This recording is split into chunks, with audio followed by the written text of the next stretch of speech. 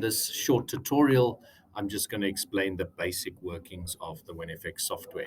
So firstly, the desktop icon looks like this down here if it's pinned to your taskbar. Otherwise, you might find it in your desktop.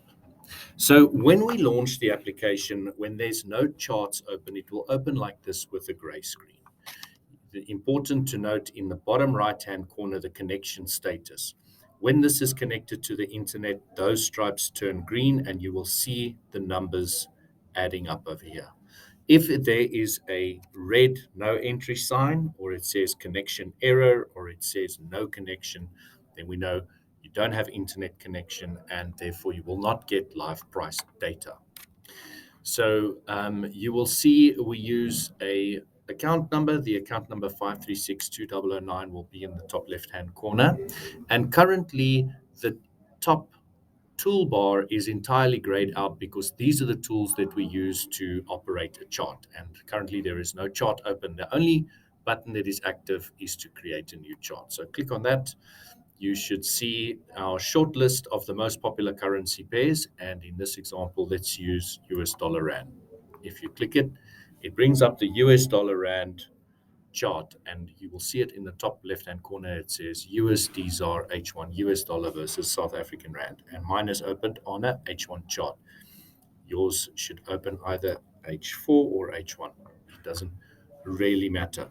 I'm quickly going to go through the toolbar and explain what each button is. So the first button is where you get your new chart.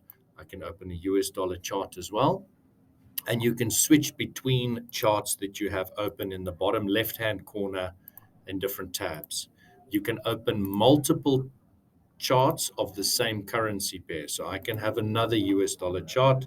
I've got one on the H4 and one over here on H1, and I can monitor one Forex transaction per chart, but you can open multiple charts of the same currency pair. So if you have more than one payment in the same currency pair with different due dates, you can open multiple charts to monitor them.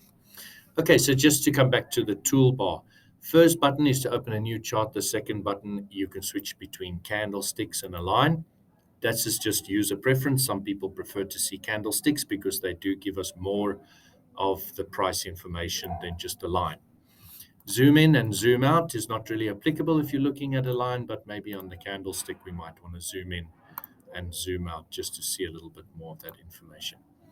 The next button then is scroll the chart to the end on tick incoming. This button is active as standard, and it means that you can't scroll back in time because every time there's a difference in price, it jumps back to the front. So this is where we are right now in price. If you want to look at historical data, you've got to deselect it, and then you can scroll back to look at a price long ago. So we can look back at a price, what was the price, for example, in January, around about January, what was the price? And if you want to look at, go back to where the current price is, you just select it and it will jump back to where we are right now.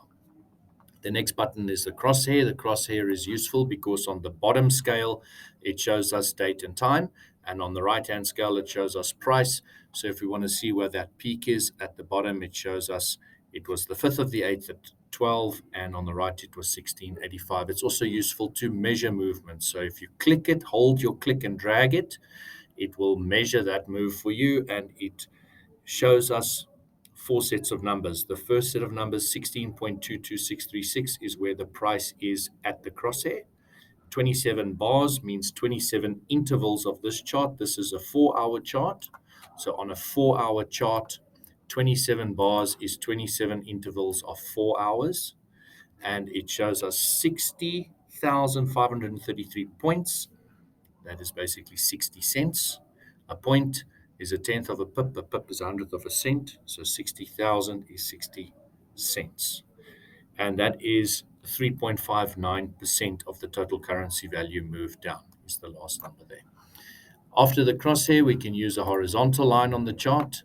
A horizontal line can even be a date and time in future. So you could put it where your transaction due date is, and you can monitor between now and then if you achieved a better rate.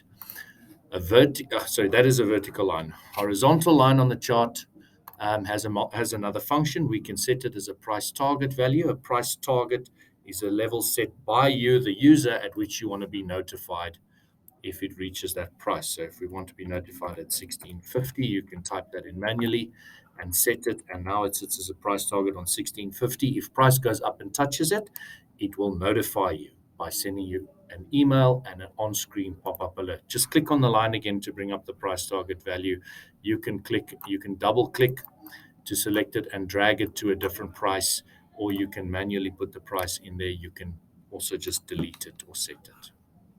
Okay, same with the vertical line. If it's selected, it has these two squares on either side, and we can then right-click, change the properties, or we can just delete the line.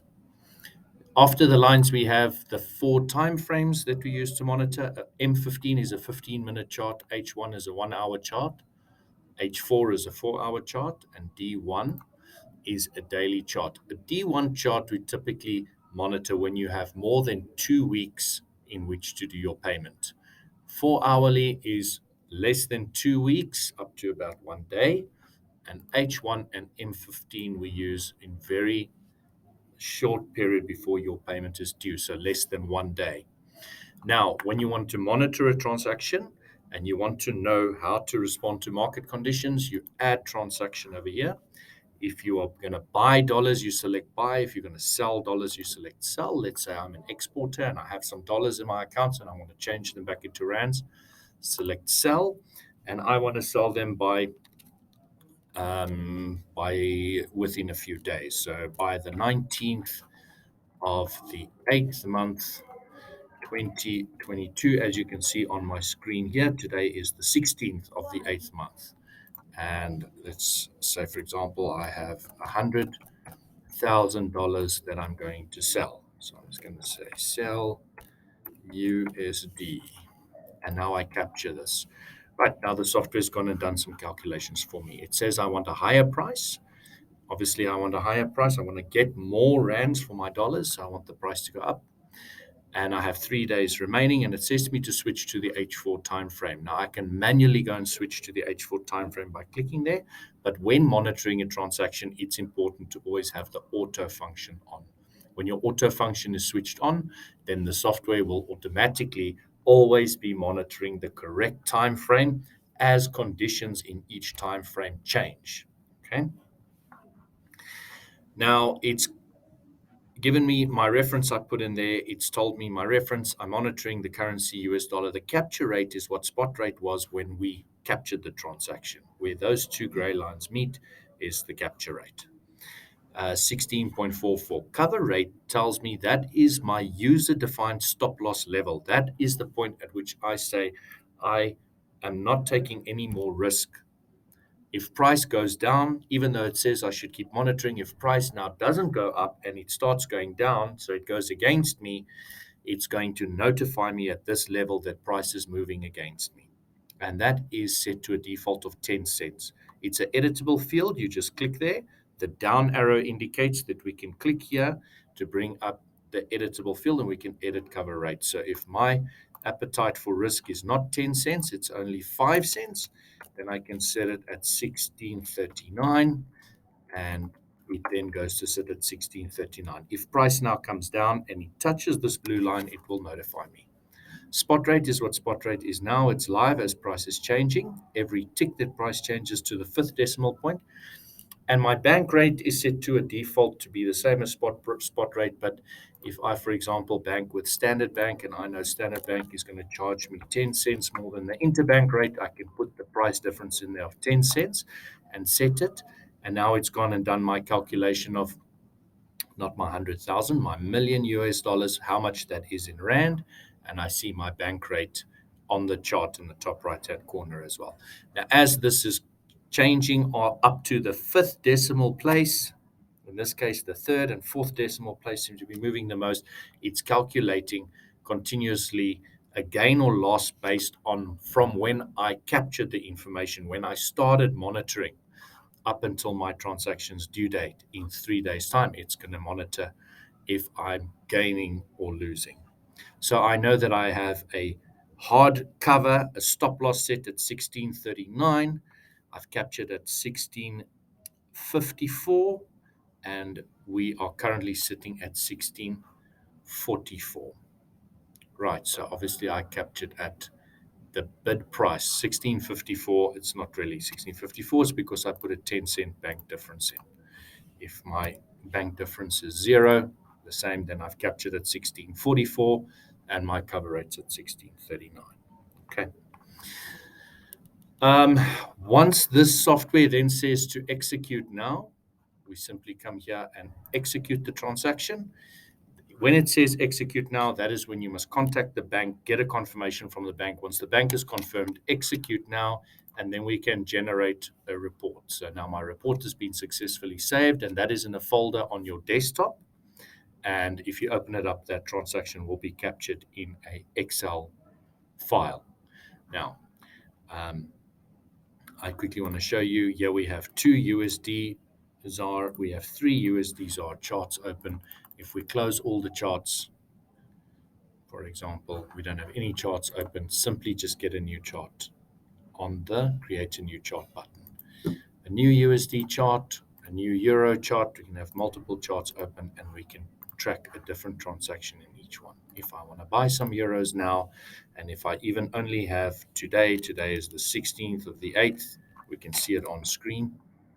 16th of the 8th, 2022, and if I want 1,000 euros, and let's test euro, capture that. It says switch to the M15. I switch on auto, and it says even though I have a very short space of time, this market is currently in a little bit like a down arrow. It could go down a little bit.